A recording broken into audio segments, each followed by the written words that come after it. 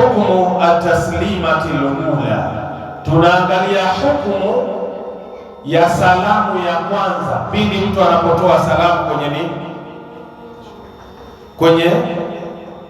kwenye swala, sio?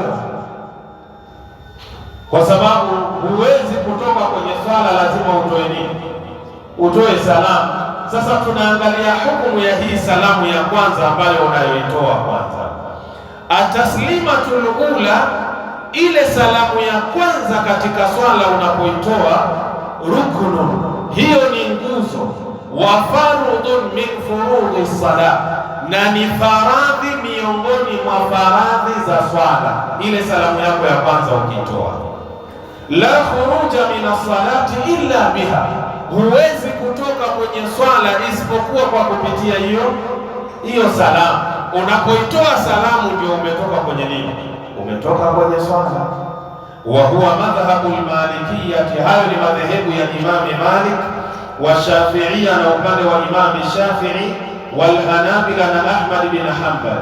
Wa huwa qawlu jumhuri al-ulama'i min as-sahabati wat tabi'ina wa man ba'dahum, pia ni kauli ambayo wamesimama nayo maulama wote kutokamana na masahaba na wale waliokuja baada ya masahaba na wale waliokuja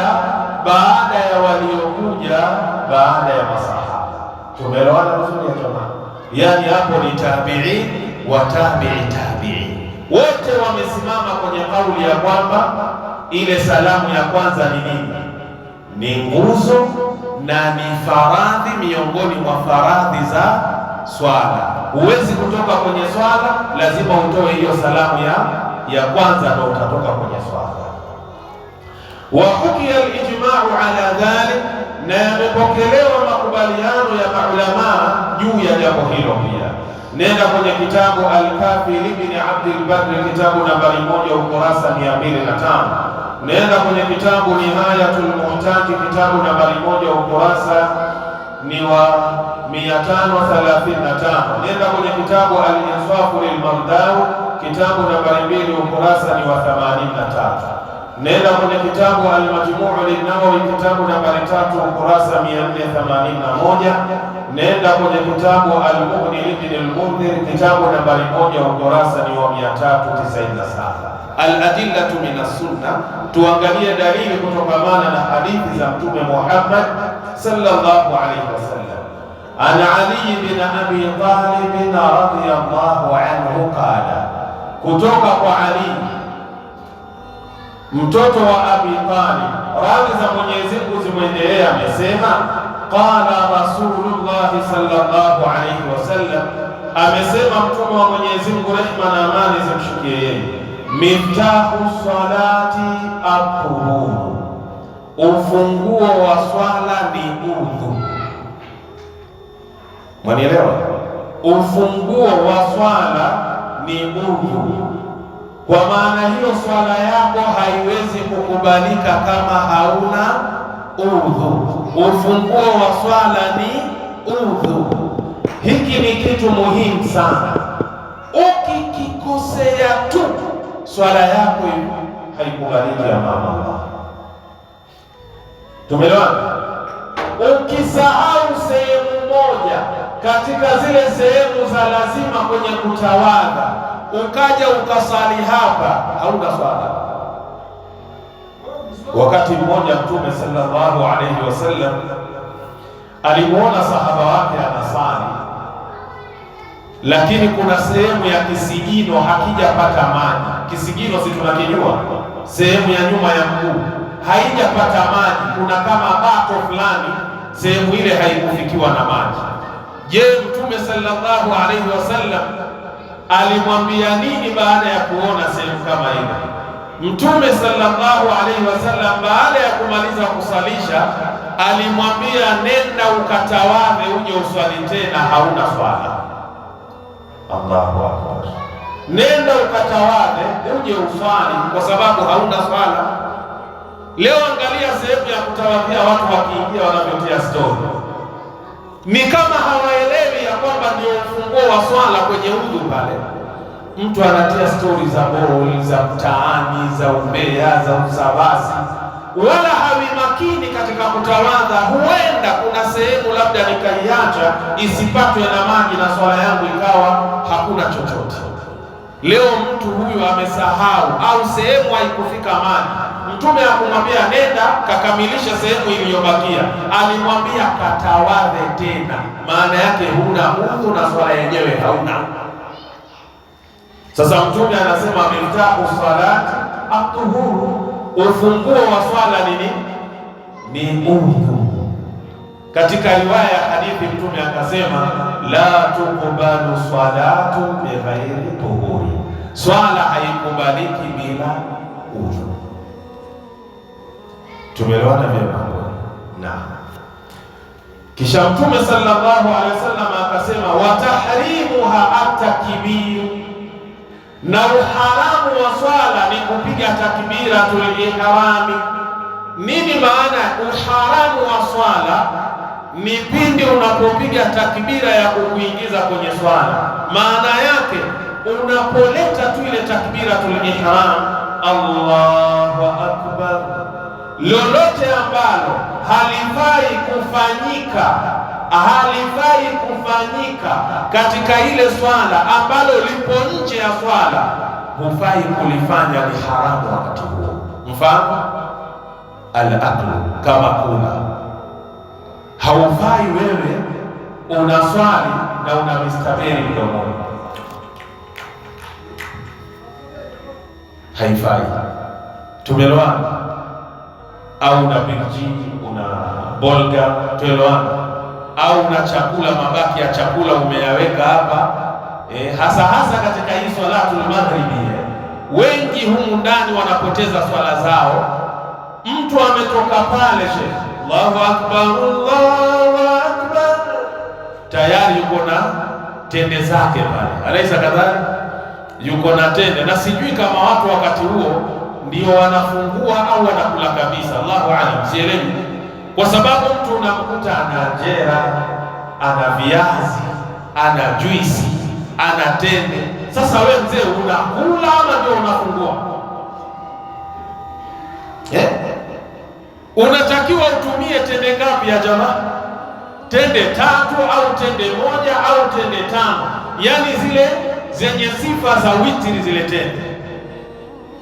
Baada ya pale nenda kasikutue, kwa sababu kuna utamu, kuna ule utamu ambao bado uko kwenye mdomo, kausukutue utoe ule utamu, mabaki ya tende yatoke, kisha alafu ndio uje kuswali. Lakini leo maalasaf shadid, jitu liko pale linatwanga njera zake, linapiga viazi pale, sambusa za nyama pale, mkorogo kachanganya, alafu ndio kuna kimiwa Allahu akbar, Allahu akbar, wallahi hatoki, anakuja kwenye swafu, Allahu akbar, huna swala, huna swala, kwa sababu hichi ni kitu ambacho wewe ukifanye ndani ya nini, ya swala. Au mfano mwingine, ashurbi, kunywa. Hata kama mfano umepaliwa Sheikh Ramati na pembeni una chupa ya maji, uko ndani ya swala, haufai kuchukua chupa ukafungua ukapiga matama mawili eti umepaliwa, swala huna. Sheikh, mwanielewa? Lakini yaumul juma, ikiwa khatibu anatoa hutuba jaiz, koo imekauka akivuta, lakini kinyume na Ramadhani, tukanaambia Ramadhani pia kinyume na Ramadhani, tuelewane. Koo imekauka, khatibu akachukua ile chupa akapiga, hakuna shida, yuko kwenye hutuba. Lakini kwenye swala hicho kitu hakifai. Sasa kitu chochote ambacho kiko nje ya swala, hakistahiki kuwa ndani ya swala, haufai kukifanya, na ukikifanya umeharibu swala yako. Ndio maana ya maneno ya Mtume, wataharimuha at-takbiru, na uharamu wake ni kupiga takbira. Maana yake ile takbira imezuia kila kitu ambacho hakifai kufanywa nje na swala. Tumeelewana vyema? Kisha Mtume sallallahu alaihi wasallam akasema watahliluha at-taslimu, na uhalali wake ni kutoa salamu. Maana yake ukishatoa salamu tu, salamu alaikum wa rahmatullah, hapo hapo umeruhusika kula, kunywa, kuzungumza, umeruhusika. Tumeelewana? Ndio uhalali, umehalalishiwa kile ambacho hukufaa kukifanya ndani ya swala ambacho hakistahiki. Hadithi hii ni sahihi, kaipokea At-Tirmidhi kwa nambari 3, wakala al-Albani fi sahihi sunani Abi Daud hasanun sahih. Sheikh Albani amesema katika sahihi sunani Abi Daud, hii ni hadithi ambayo ni nzuri na ni sahihi, utaipata kwa nambari 61. Wajibu dalala, tuangalie mwongozo wa dalili kwenye hadithi hii. Anna taslimata alwahida, hakika ile salamu ya kwanza uliyoitoa, yakau alaiha ismu taslimi, linapatikana ndani yake jina la kutoa nini? Salamu. Salamu alaikum, si ndio jina lenyewe? Assalamu alaikum, tayari limepatikana hilo jina. Nenda kwenye kitabu Tafsiru al-Qurtubi, kitabu nambari 1, ukurasa ni wa 362. Thania, mwongozo wao wa pili wanasema lianna taslimata alwahida, ni kwa sababu ile salamu yako ya kwanza unapoitoa, yakhruju biha min as-salah, inamtoa mtu katika swala.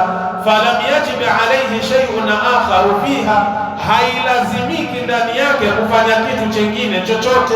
Yani hawa msimamo wao ya kwamba ile salamu ya kwanza ukitoa umetoka kwenye nini? Kwenye swala. Kwa hiyo ina maana haina haja ya salamu ya ngapi? Ya pili. Sijui kama mmenielewa. Twendeni taratibu, twendeni taratibu, kwamba ile salamu ya kwanza wewe ukishaitoa umetoka kwenye nini? Kwenye swala. Ina maana hailazimiki tena kitu chengine ukifanye ndio uonekane umetoka kwenye swala, kama mfano wa kutoa salamu ya ngapi? Ya pili. Na ndio maana unaweza kuona imamu kwenye misikiti mingine ameswalisha kisha akatoa salamu hii moja, assalamu alaikum wa rahmatullah, astaghfirullah, astaghfirullah, astaghfirullah. Sasa imekuwaje tena? Wewe umekazana wasubiri salamu ya ngapi? Usije ukaonekana bwegi hapo ukaanza subhanallah, yaani umwambie imamu umesahau hiyo ya pili. Salamu ya kwanza imekutoa kwenye nini? Imekutoa katika swala. Nenda kwenye kitabu Al-Mughni Ibn Qudama, kitabu nambari 1, ukurasa 397. Wa fil Majmu' an-Nawawi, kitabu nambari 3, ukurasa 474.